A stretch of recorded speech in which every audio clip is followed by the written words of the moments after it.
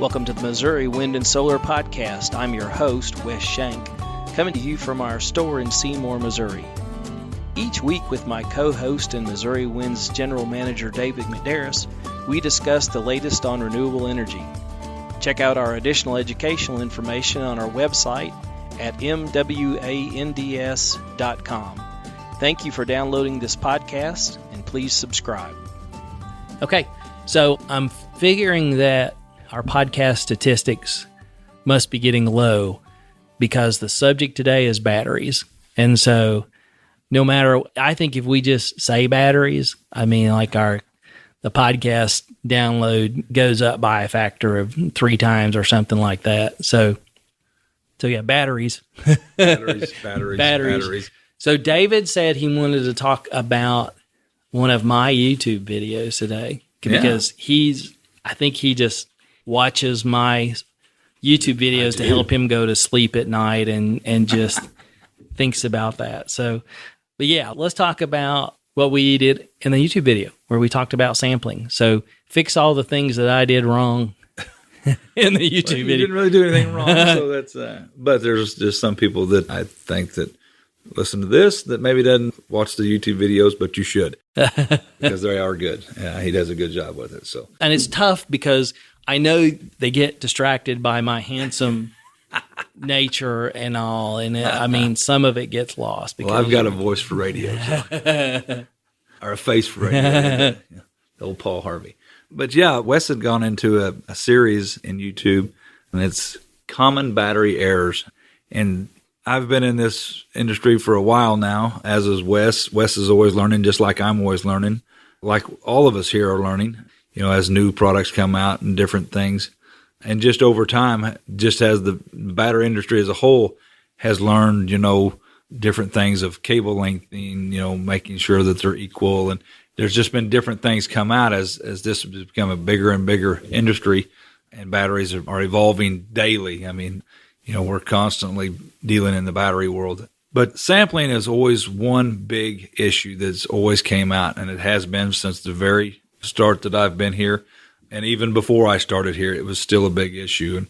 And sampling is connecting to terminals that are not in the proper placement on the batteries. Okay, so I'm going to throw this out to you because, being the least smart one in the room most of the time, I mean, to me, everything looks like it's just you're focusing too much on one battery. That's exactly. I mean, if you got that's exactly yeah. The examples we did, we had 6 batteries.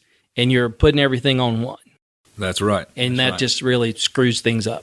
Putting it all on one, or let's say, for instance, you have multiple batteries, say 4 batteries, and they're all in parallel. They're all 12 volt. You're running a 12 volt system, and you put the negative on battery 2, okay, and then they're in a line 1, 2, 3, 4.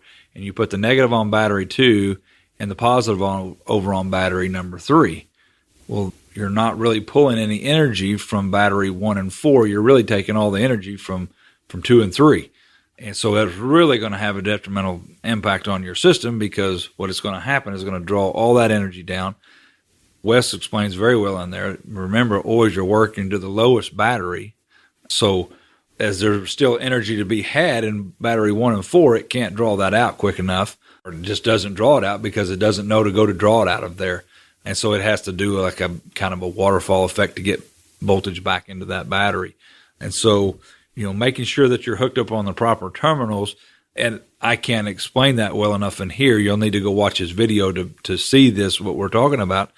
But you'll need to hook up, all connections should be done, in this case, though, that we just talked about, on battery number 1 and battery number 4. And that would be what we would consider polar opposites. I mean, the positive on battery 1, the negative on battery 4, and that's your master terminals. That's where.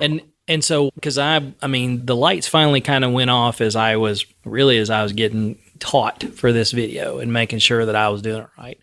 Because one of the very exciting things we've got, hopefully coming very soon, is our own twists on some battery stuff that we're looking at. We're messing around with some lithiums, very exciting stuff there. But like the lithiums that we're playing around with are 3 volt batteries. Right. 3 volt and 3.2 volt. Yeah, 3.2 volts. And so to do anything, period, whatever you got to bring them up to 12.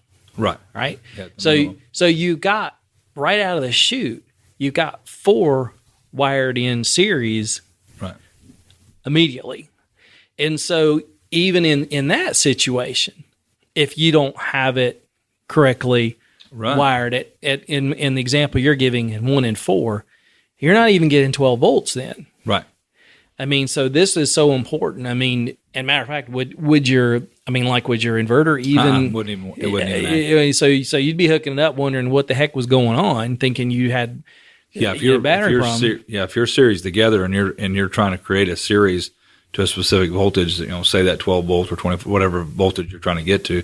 In this case that we're talking about our lithiums, we've got to get to 12 volt. I mean, so we need 4 batteries to get to 12 volt, which is going to be the 12.6 at full resting state. That's what a battery is.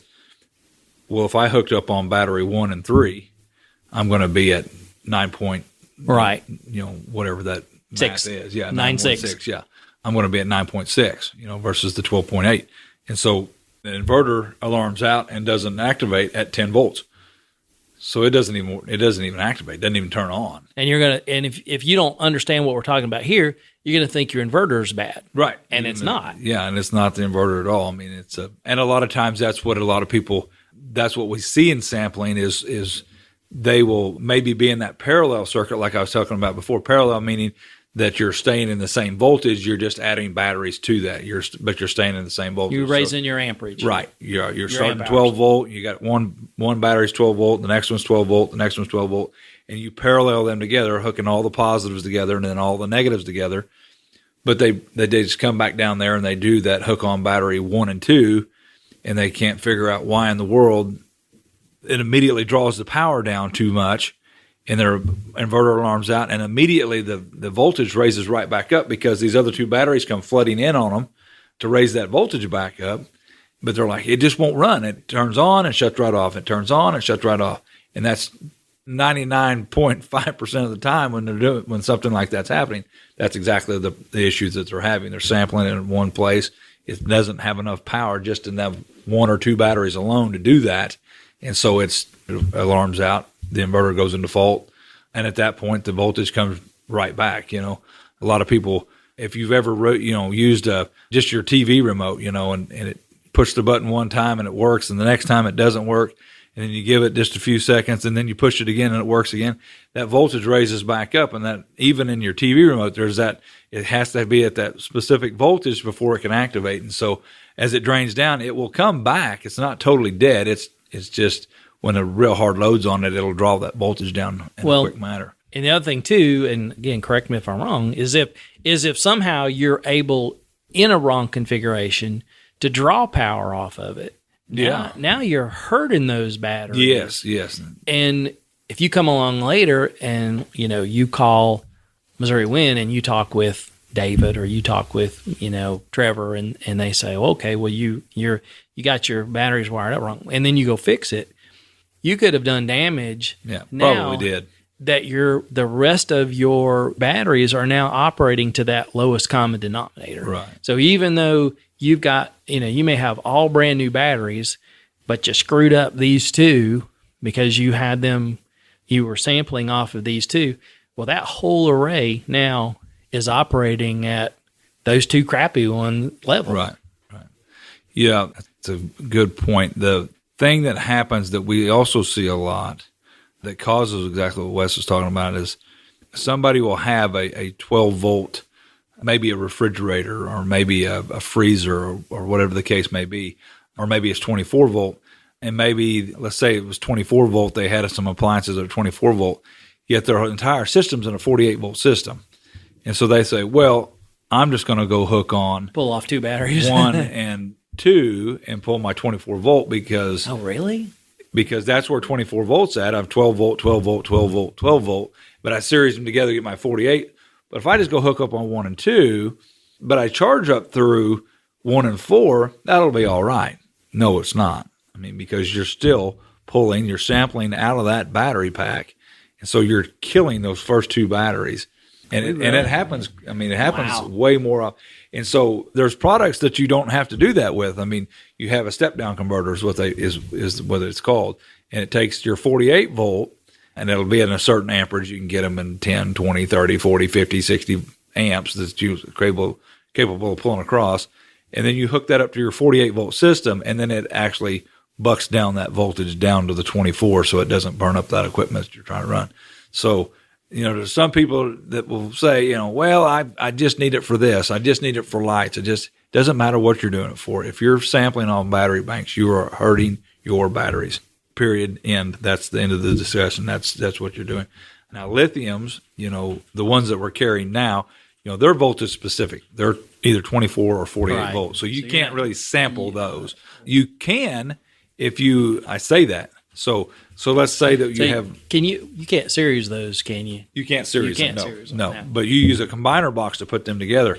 But if a person was to say, well, I've got 3 of these batteries, I'll just go pull off battery 1 for this little stuff because I don't want to put it up on the combiner box with everything else, you're still sampling away from that battery. You're taking away from that one battery and leaving the other 2 to fill the gap, and it's just going to cause that battery to prematurely fail or cause it not to be as strong. And if it's not as strong, then 2 and 3 are not as strong either. You could have a 1/4 inch chain, the entire length. And if you go put an 1/8 inch length at the very end of it, you've got an 1/8 inch. I mean, you've got the capacity of pulling with an 1/8 inch length chain. I mean, it doesn't matter. I mean, it's the weakest link in the chain, So you just don't want to. Sampling is very common, but it is also very, very detrimental to your system. I mean, so you really need to try.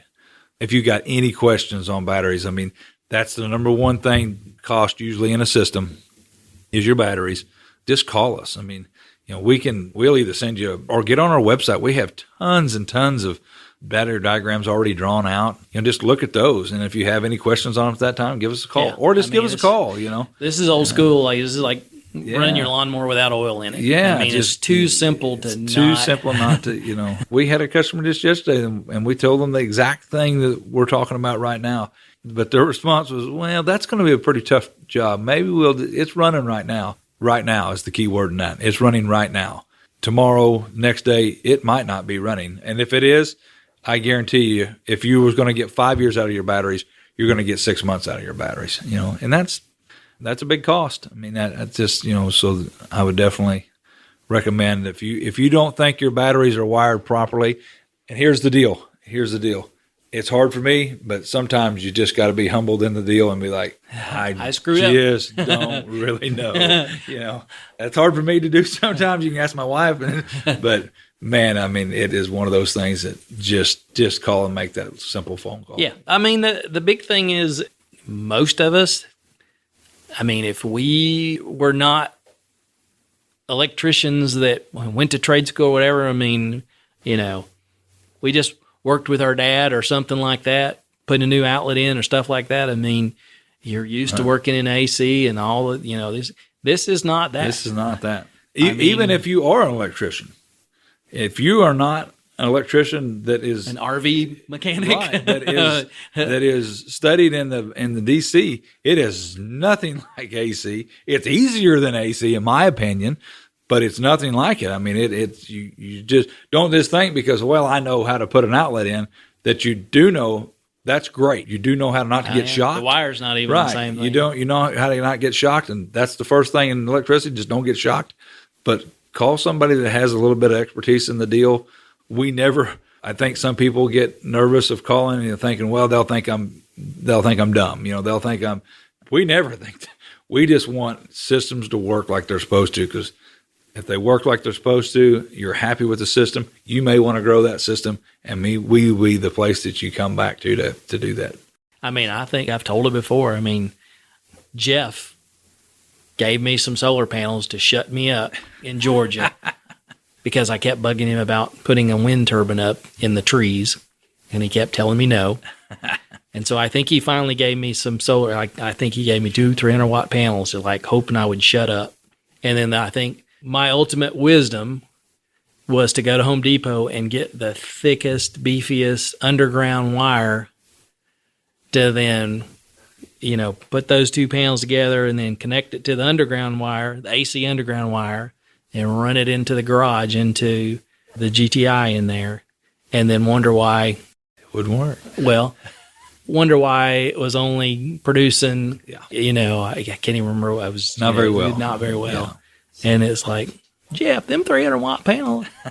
And I mean, he's just like shaking his head, rubbing his temples. It's like, even my son-in-law doesn't watch the videos to know that you can't. You can't do different. this. It's different. Yeah, it's a different deal. But it's wire. Yeah, wire's wire. Yeah. Okay. So, and at some point, you just sit back and say, okay. But okay. Well, we've got more batteries to talk about, getting those podcast numbers up. So we'll wrap this one up, and then we'll do another common problem with batteries next week, and we'll walk through some other things to make sure you're not doing with your batteries. So thanks for tuning in. Thank you for downloading and listening to the podcast today.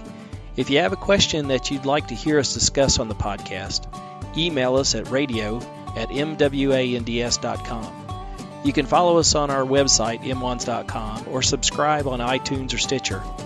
Check out our store at mwands.com and buy some stuff. Buying stuff allows us to continue to produce our educational broadcasts, like our podcasts and YouTube videos. And most importantly, it keeps Lucy's doggy chicken treats coming. Thanks again.